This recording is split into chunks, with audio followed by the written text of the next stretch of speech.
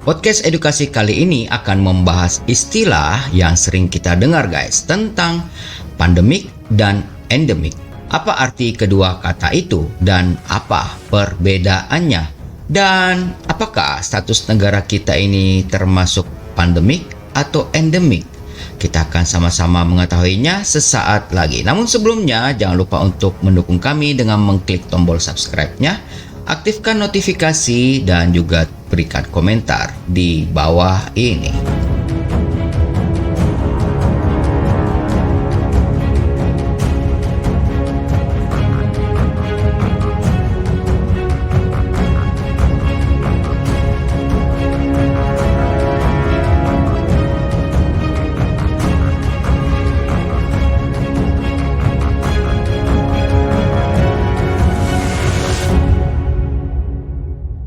Hai guys, jumpa lagi bersama Mimin Freddy.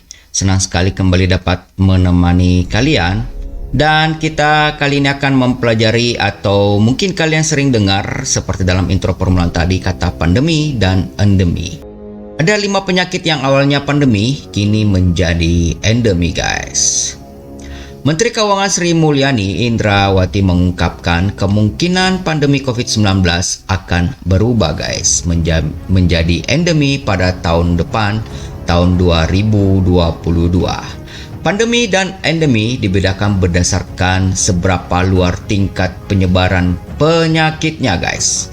Pandemi terjadi ketika peningkatan infeksi mendadak dari suatu penyakit yang telah menyebar di beberapa negara atau benua serta menjangkiti banyak orang di tempat itu.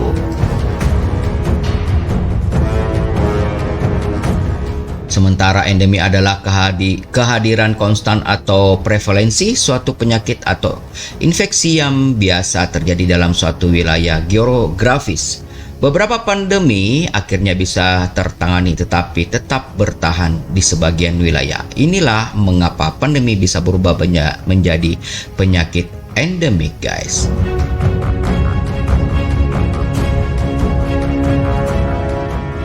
Nah, itulah tadi perbedaan antara pandemik dan endemik. Dan berikut ini ada beberapa penyakit yang awalnya itu pandemis, kemudian berubah menjadi endemi. Yang pertama, ini terjadi pada tahun 1346 dan sampai dengan 1353. Penyakit ini disebut atau sering kita dengar dengan Black Death. Black Death atau wabah pes merupakan pandemi yang mengakibatkan kematian sekitar 50 juta orang di seluruh dunia pada abad ke-14 guys. Menurut para ilmuwan, wabah itu disebabkan oleh bakteri yang disebut Yersinia pestis dan menjadi pandemi selama sekitar 4 tahun lamanya guys. Jadi kebayang ya, nggak hilang-hilang selama 4 tahun. Mengutip laman resmi Organisasi Kesehatan Dunia atau WHO 13 Oktober tahun 2017 ada di websitenya guys. Wabah yang menyebabkan Black Death mudah diobati dengan antibiotik dan tindakan pencegahan standar untuk mencegah infeksi. Wabah ini disebabkan oleh gigitan kutu yang terinfeksi basil pes Yersinia pestis masuk melalui gigitan dan menjalar melalui sistem limfatik ke kelenjar getah bening terdekat untuk mereplikasi dirinya sendiri. Kelenjar getah bening kemudian meradang, tegang, nyeri, dan disebut bubo. Itulah mengapa penyakit ini juga disebut bubonik. Pada stadium lanjut infeksi, kelenjar getah bening yang meradang dapat berubah menjadi luka terbuka berisi nanah. Penularan penyakit pes dari manusia ke manusia jarang terjadi guys. Wabah pes dapat berkembang dan menyebar ke paru-paru yang bisa mengakibatkan pneumonia. Setelah bisa ditangani, Black Death kemudian menjadi epidemi di Afrika, Asia, dan Amerika Selatan. Sejak tahun 1990-an, sebagian besar kasus pada manusia terjadi di Afrika. 3 negara yang mengalami endemi paling parah adalah Republik Demokratik Kongo, Madagaskar, dan Peru guys.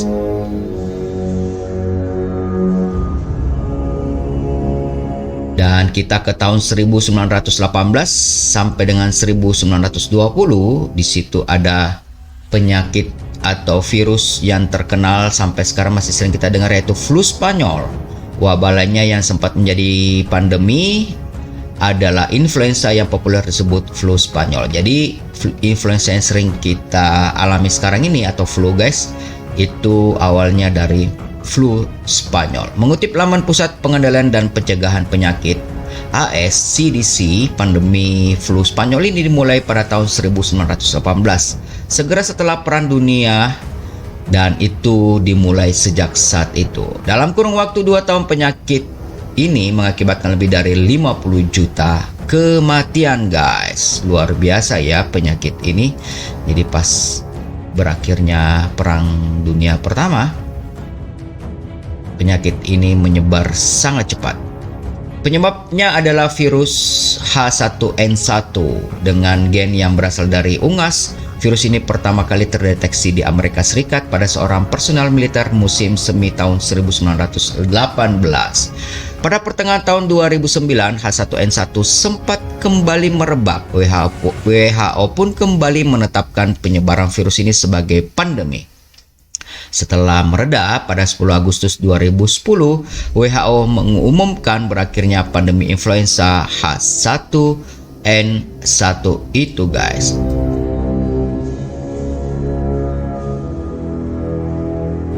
Berikutnya adalah flu Asia, terjadi pada tahun sekitar 1957 sampai dengan 1958. Pada Februari tahun 1957, virus influenza H2N2 terdeteksi di Asia Timur dan segera memicu pandemi yang kemudian disebut flu Asia.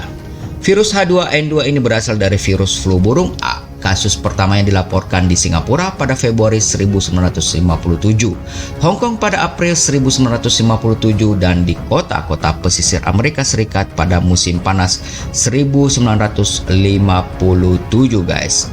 Pandemi flu Asia mengakibatkan sekitar 1,1 juta orang di seluruh dunia meninggal. Pada tahun 1961 terjadi peningkatan infeksi di Asia Afrika yang kemungkinan disebabkan oleh burung liar sebagai reservoir virus influenza A. Untuk menanganinya, ilmuwan akhirnya mencoba beberapa pengobatan. Pada 1966, FDA melisensikan amantadine, obat virus baru, sebagai profilaksis obat pencegahan terhadap influenza A. Pada tahun 1994, FDA menyetujui penggunaan rimantadine yang berasal dari amantadine untuk mengobati influenza tipe A ini. Semoga pandemi COVID-19 juga ini segera ketemu obatnya guys.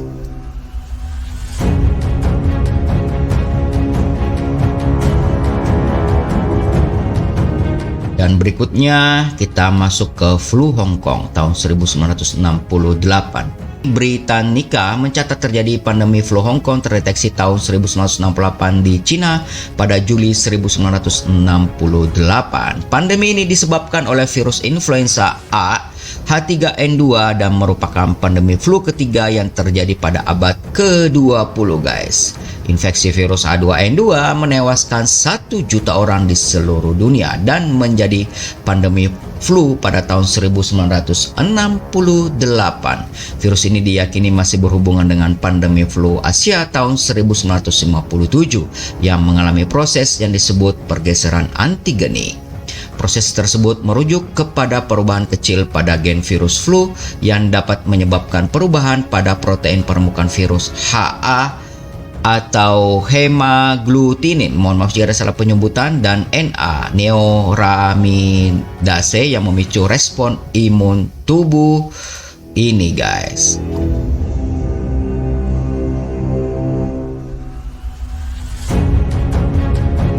Kita masuk ke berikutnya, yaitu kolera tahun 1817. Kolera merebak secara global pada tahun 1817. Melansir Britannica pada tahun itu, wabah mematikan terjadi di Jessore, India, kemudian menyebar ke sebagian besar India, Burma, Myanmar, dan Ceylon, Sri Lanka. Dan kita lihat pada tahun 1812 ini, penyakit kolera ini guys dilaporkan juga ada terjadi di Thailand, di Indonesia di mana lebih dari 100.000 orang di Pulau Jawa meninggal, dan di Filipina. Virus ini menyebar ke Basra, seluruh Turki, dan mencapai ambang Eropa. Penyakit ini juga menyebar di sepanjang rute perdagangan dari Arab ke pantai timur Afrika dan Mediterania. Selama beberapa tahun berikutnya, kolera menghilang dari sebagian besar dunia kecuali pangkalannya di sekitar Teluk Benggala. WHO mencatat kolera adalah infeksi diare akut yang disebabkan oleh konsumsi makanan atau air yang terkontaminasi bakteri Vibrio cholerae. Kolera masih menjadi ancaman global bagi kesehatan masyarakat akibat indikator ketidakadilan dan kurangnya pembangunan sosial guys. Para peneliti memperkirakan setiap tahun ada sekitar 1,3 hingga 4 juta kasus dan 21.000 hingga 143.000 kematian di seluruh dunia karena kolera. Meski demikian, kolera ditetapkan sebagai epidemi guys.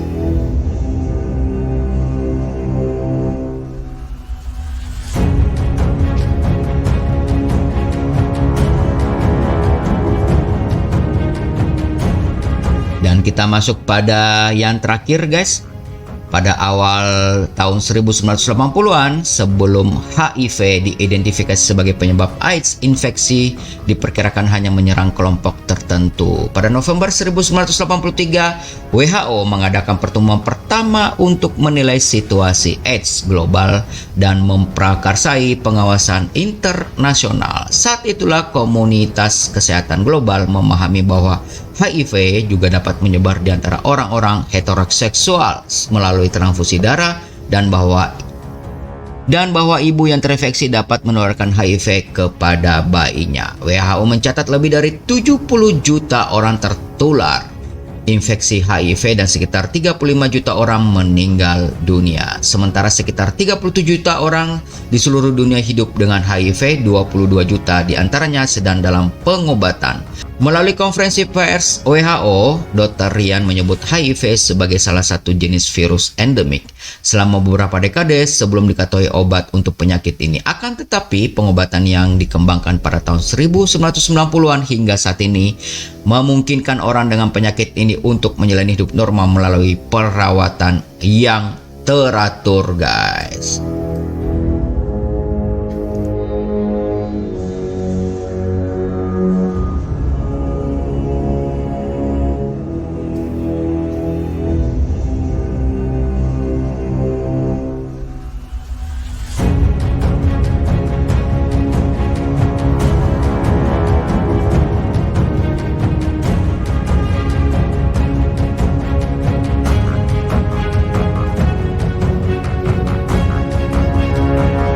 Yup, demikian podcast kita kali ini guys. 5 penyakit yang awalnya pandemi kini jadi endemi, dan tadi kita juga sudah mengetahui apa yang dimaksud pandemi dan juga endemi. Apakah tahun depan kita masuk ke endemi guys?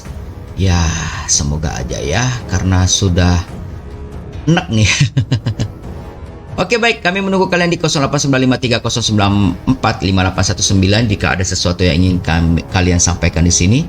Mungkin ada permasalahan yang tidak terpecahkan, atau kami mengundang kalian para profesional baik pengacara, praktisi hukum maupun dokter yang pengen kantornya atau mungkin tempat prakteknya mau sering disampaikan di podcast ini dapat menghubungi kami, atau profesional lainnya, atau mungkin apapun itu silahkan hubungi kami. Kami juga sangat membutuhkan dukungan support kalian guys untuk peningkatan dan perkembangan channel ini. Jangan mengklik tombol subscribe-nya, jangan lupa juga memberikan komentar di kolom komentar di bawah ya. Aktifkan notifikasi supaya kalian dapat terus diinformasikan jika belnya diaktifkan. Dan terima kasih banyak bagi kalian yang sudah mendukung kami guys. Baik, akhir kata kami mohon maaf, Mimin Freddy mohon maaf jika ada salah-salah kata, koreksi dan idenya silakan tulis di kolom di bawah ya untuk kemajuan channel podcast ini. Tetap jaga kesehatan kalian guys, gunakan masker, cuci tangan, istirahat yang cukup, olahraga ringan untuk menjaga stamina dan imunitas kalian. Dan jika tidak penting-penting banget, tidak perlu keluar guys. Tapi jika kalian harus keluar, patuhi protokol kesehatan. Dan sampai jumpa pada podcast berikutnya. God bless you all.